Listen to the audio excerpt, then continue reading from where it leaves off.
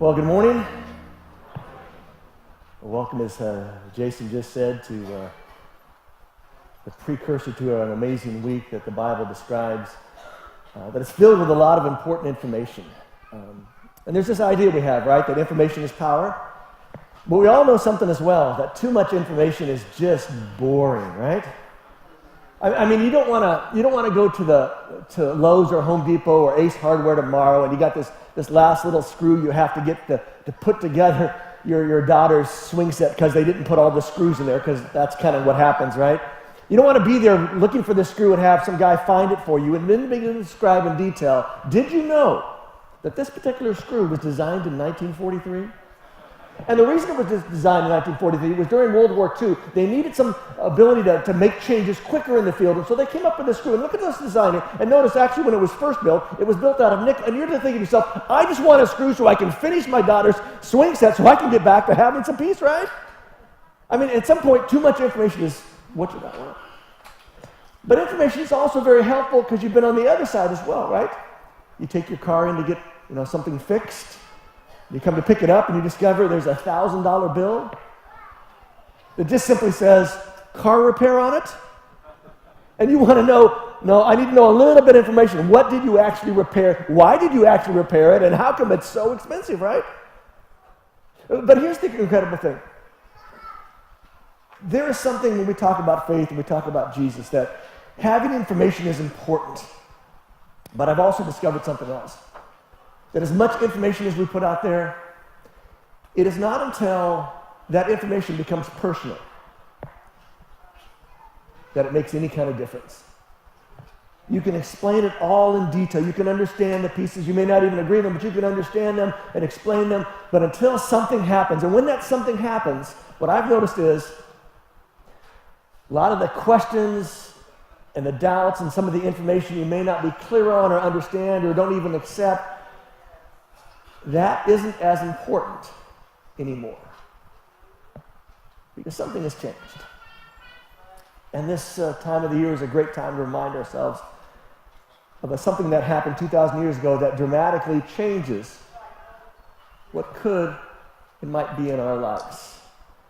And so today we're going to continue on. If you've been around the last couple of weeks, you know we've done this idea of communion. We've taken the bread and juice, and it's here in the front. And later in the service, you're going to have the chance to come up and get it again and go back. And we're going to do this again. And for us as Seventh-day Adventist Christians, we don't typically do it this often. We do it 4 times a year. Very good. And there's no biblical reason for that. It's just this whole reason of our forefathers, the people that the founders of this church, they said, every week seems to be too much, and once a year seems to be not enough, and so is Goldilocks. They found this, what they thought was just right, which is 4 times a year. But sometimes to stop and do it repetitively just a few weeks in a row can help us think about what this actually means. Because I think Jesus' hope is that this is not just a 4 times a year thing, but this is a regular thing of not necessarily taking the bread and juice, but regularly considering what it means that he paid it all. And what that means to our lives. And so, in fact, these are Jesus' words. Matthew records them. He was there that evening, and he says, when Jesus got to the end of this meal, and he'd already done the bread, and when he got to the juice, he said, this is my blood. This juice is my blood, which is the new agreement that establishes the new covenant that God makes with his people. That Jesus said, this is going to symbolize that God is doing something new.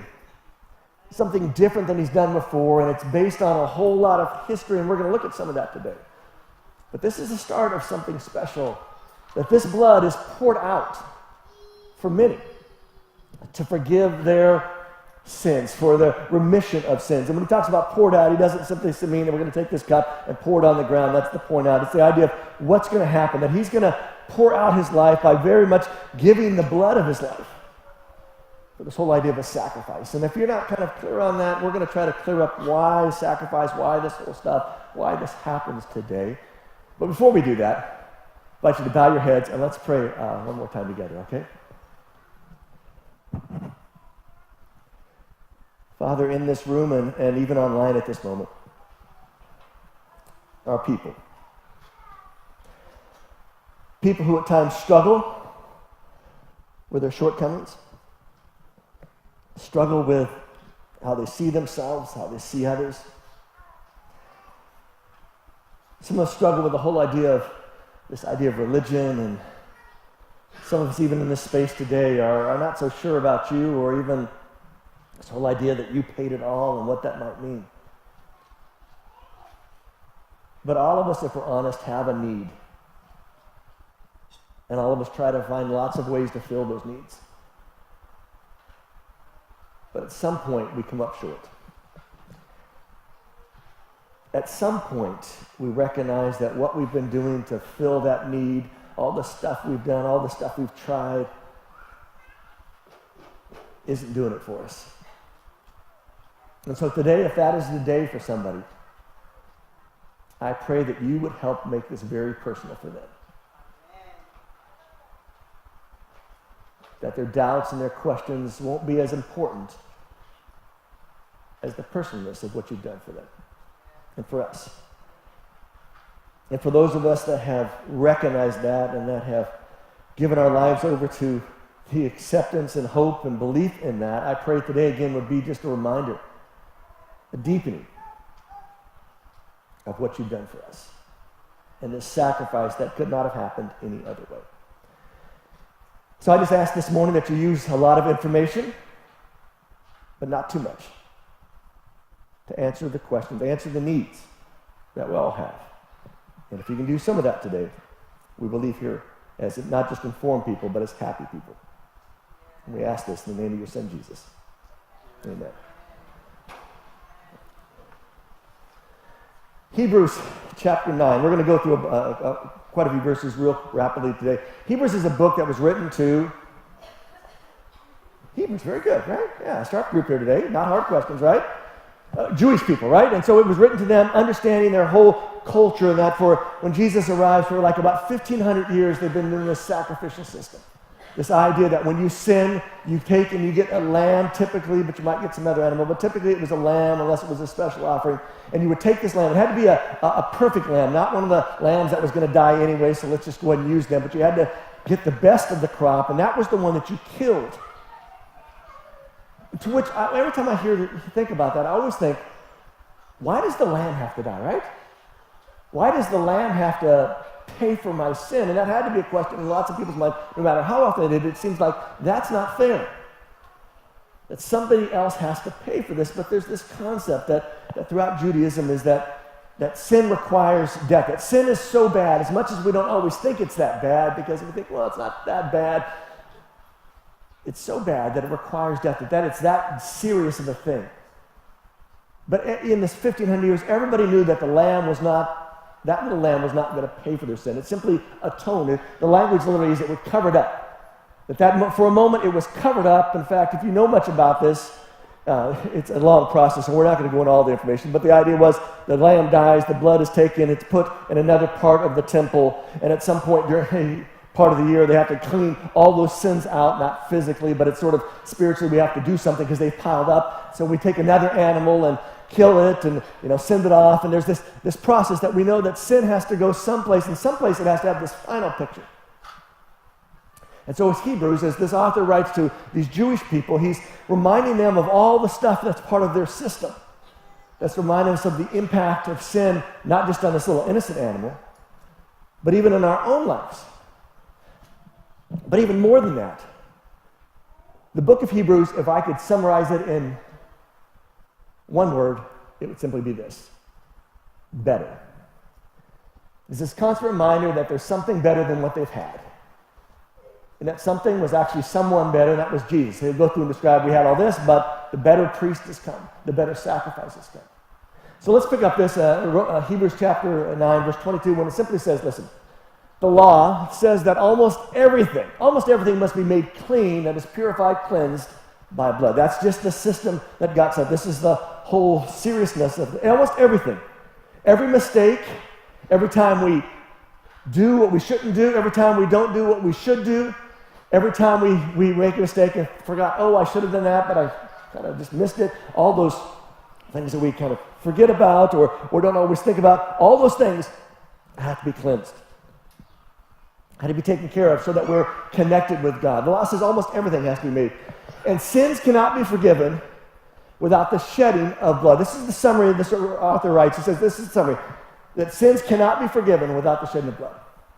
That's the requirement for the penalty of sin. To which we think, we're not that bad, right? I mean, let's be honest. I mean, really, every sin.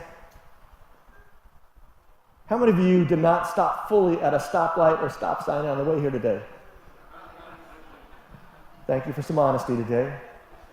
The rest of you just committed a sin if you didn't tell them. But you think about it, we don't think we're that bad, right?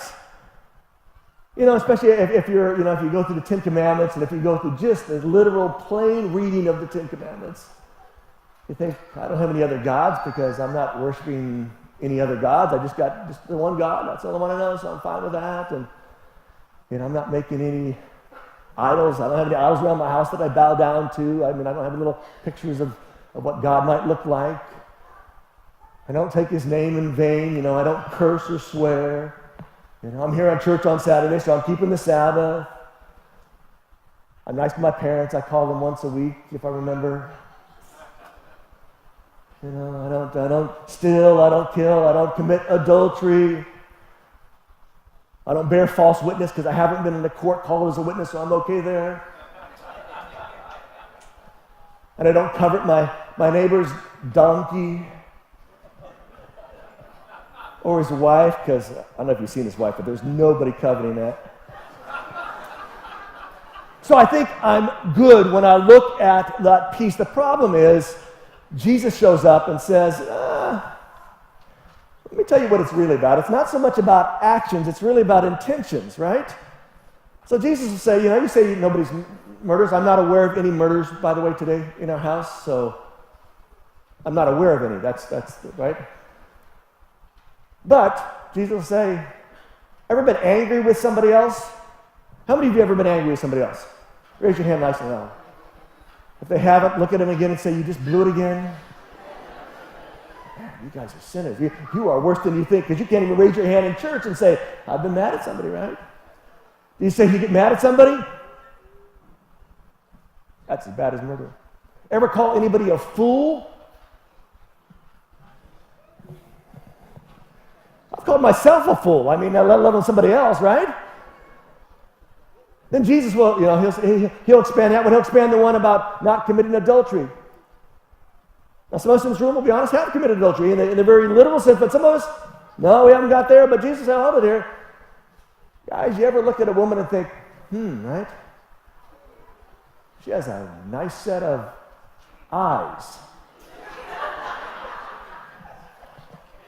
Look at that smile, right? You ever done that, Jesus says? And so we don't think we're that bad, but if we're honest, we are, right? Because it's kind of a pretty high standard. It kind of goes above just that simple plain reading to a deeper reading, and if we get there, we're reminded, oh man, I can see how sin is really about almost everything that happens in life. And what do we do with that? And that's kind of what the author of Hebrews, in fact, he will come back and say, but these sacrifices, this lamb that happened every day, and the ones that happened every year, these sacrifices can never make perfect those who come near to worship God. Now, all of them understood that the death of a lamb wasn't enough. It wasn't going to do the job, that it wasn't changing them. It was simply an act. At some point I sin, I go do it, I sin, I go do it, I sin, I go do it. It's not changing anything deep inside of us. If the law could make them perfect, the sacrifices would already have stopped. They would have been abolished.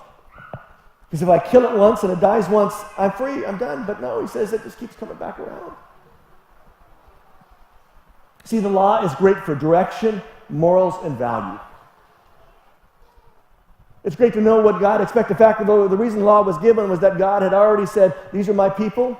I brought you out of slavery, and because you've been slaves for so long, so many hundreds of years, you need to have some kind of structure. And so let me just tell you the things that will help structure, that treat each other well, that treat me well, and everything will be better if we all treat each other nicely. So they're great. Well, that's great for those things. It's not so great for forgiveness or hope.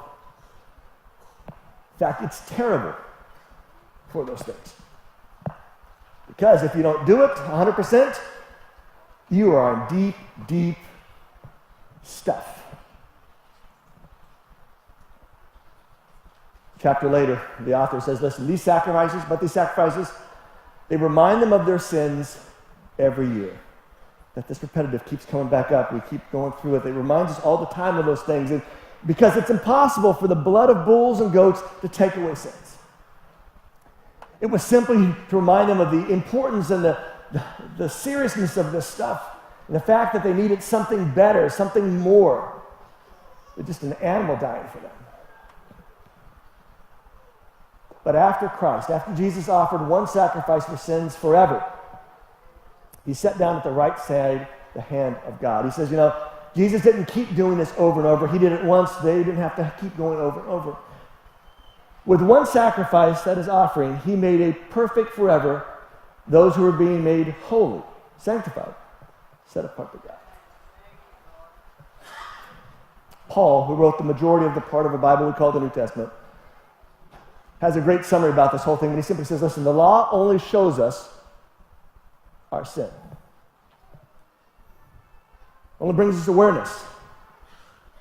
In fact, that's the purpose of it, is not just to say this is how we ought to live. Thou shalt not. Those are how I ought to do things. It ought to also remind us, oh baby, I'm not quite there yet. That doesn't mean I should abandon it, not try to make that my goal, but that's not the whole purpose, is not to live in perfection to that, because it says that's not its reason.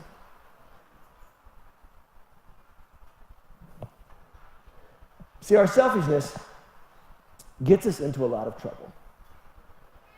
And sin at its core is simply that, it's selfishness.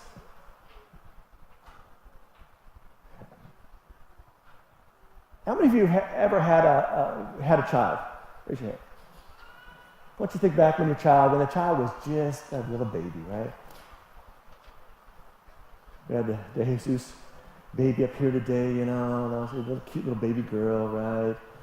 Oh, for dad to have a little baby girl, my dad, all that kind of stuff's going to take place. And, you get the baby, and you look at the baby, and you think, how perfect they are, right?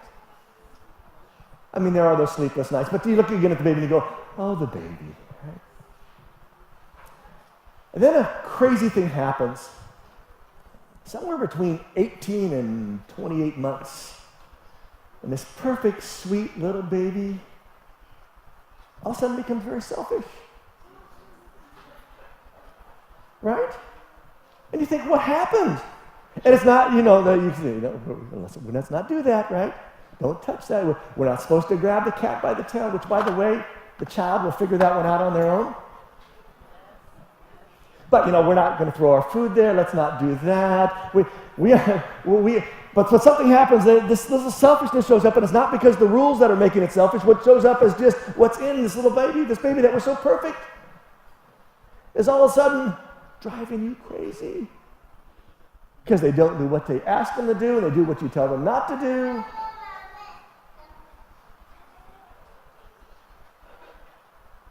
And it begins to show us that within all of us is a selfishness that, if we're honest about, we recognize gets us in so much trouble. I mean, selfishness has ruined relationships, it's ruined marriages, it's ruined jobs, right? Some of you know those stories. Some of you have incredible stories about how that worked. Not only that, it moves us outside common sense. Right? There are times because you've been selfish, you did stuff that if you sat back later and thought it through, you'd think, what a fool, what an idiot I was. Which, by the way, would be breaking the commandment Jesus talked about. It fuels our ambition to the point of self-destruction. And we all know people like that. People who are so self-focused that they just set themselves up for this course of destruction, and no matter what you try to do to them, how much you try to help them, how much you try to counsel them, how much you try to pray for them, they end up there. And the reality is, what we need is to be saved from ourselves. Which brings us back to why all these animals had to die, which brings us back to why Jesus had to die. Paul will go on and say, listen, But now, based on what Jesus has done, but now God's way to make people right with him, that is apart from the law, has been shown and is made known to us. Now the way's been happening. It's not just about, I have to keep this perfectly and keep killing animals because I'm not doing it perfectly. I just got to do it. Something else has happened now. And a way told to us, attested by the law and the prophets. The crazy thing is, Paul says, listen, this has been around the whole time. If you've been around churches a large part of your life, know there's this big debate between law and, if you hear people say grace, that's because they've been around church a long time, all right? Which is funny. We make them competing things. You know what the opposite of law is? Lawlessness. You know what the opposite of grace is? Smart crowd. Gracelessness. This is not hard, folks. Because when God gave his law to his people, it was an act of grace. They didn't have any structure. They didn't know what it was like other than have somebody tell them when to get up, when to go to sleep, how much they had to make, how much more they had to make out of less stuff. They were slaves. And they were already in this relationship with God. It wasn't to create that relationship. It was simply, this is what it looks like to live in a relationship. And Paul would say, listen, it's been there the whole time. Our problem is ourselves and how we get wired up and how we get so pushed that we can do this and what God expects, and so we're going to do what God expects, and that'll make us right with him.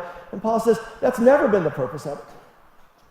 The purpose is always to remind us that we need a Savior. Because when they first had it, he had already saved them and said, now because you're saved, this is what it looks like to try to live in community. God makes people right with himself through their faith in Jesus Christ. Period, by the way. That God makes us right not because of what we've done, who we are, what we promise him we'll do if he just bails us out one more time. Please, God, please. We're made right with him not because we've made ourselves right, but because of what Jesus has done for us. And this is true, Paul will say, for all who believe in Christ. Because everybody's the same. He'll say, listen, this is sort of directed towards the Jews, because Paul was a Jew and he's talking to them, but he's also talking to the people that weren't Jews. He said, listen, this is true for everybody. Whether you got the Jews and the whole law and how great and wonderful that is, that doesn't make it any better. In fact, it makes it kind of harder sometimes to understand this. But this is true for everybody, for all people. Because everyone has sinned and fallen short of God's glorious standard of his glory. And if that's true, what that means is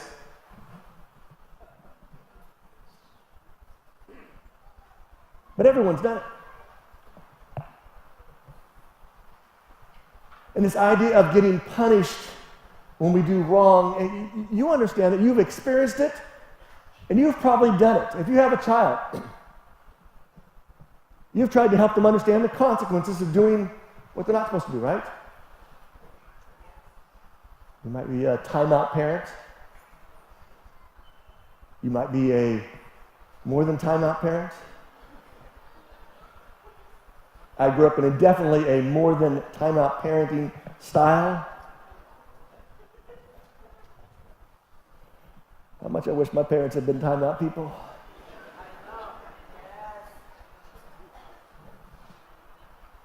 But you understand, I mean, that's why parents tell them, say you're sorry, right? It's a way of saying, I'm trying to make this right. Give them a hug, act like it's all better. Any of you ever, your parents made you pay for something that you broke, like you broke the neighbor's window because you were playing baseball where you weren't supposed to play? Anybody else out there? Yes. Or you did this, and so you had to pay for that. I mean, you're paying for there's a cost to this stuff. We have our laws, you speed, you get a ticket. We have jails that are filled with people who are paying their debt to society. We have all fallen short, which means we're all in deep trouble. And Paul says it, and we all need to be made right with God. And we need to be made right with God as a free gift by his grace. Through the redemption that is through Jesus Christ. But the way we get right with God is not promising to do better. That the way you and I get right with God is not I'm not going to do that. I'm quitting that. Those are all, listen, those are good things.